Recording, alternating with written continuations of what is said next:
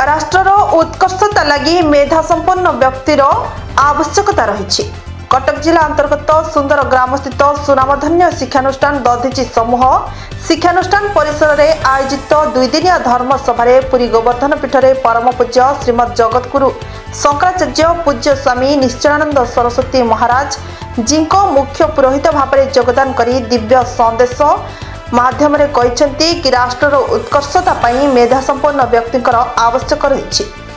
समाज सबु स्तर में मेधा शक्तिर विकास आवश्यक। आमे आज लौकिक एवं भौतिक जीवनचर्या माध्यम सनातन धर्म संस्कृति एवं परंपरा को पासरी देउछे। एथिपाई राष्ट्र विकास उचित मार्ग रे हेउना। सनातन धर्मर मुख्य गोमाता विषय निजर वक्तव्य गोरक्षा एवं गोसंपदर सुरक्षा निहाती जरूरी बोली व्यक्त करने सह छात्र छात्री माने देश को एवं धर्म को भल पाइबा आवश्यक बोली मध्य कहिथिले। अन्यमानक मध्यरे अनुष्ठान अध्यक्ष डॉक्टर मनोज कुमार दास स्वागत भाषण प्रदान करथिबा बेले श्रीमती बबिता दास श्री नारायण पादुका पूजन करथिले।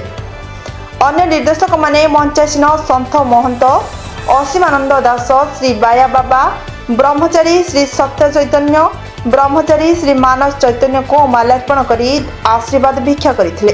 पूज्य जगतगुरु शंकराचार्य महाराज सचिव स्वामी निर्विकल्पानंद सरस्वती बिरुजा बलि पाठ करथिबा बेले समस्त कार्यक्रम को पंडित मातृ प्रसाद मिश्र संयोजना करथिले। कटकरू विनोद कुमार भोईंक रिपोर्ट प्रतीक्षा न्यूज।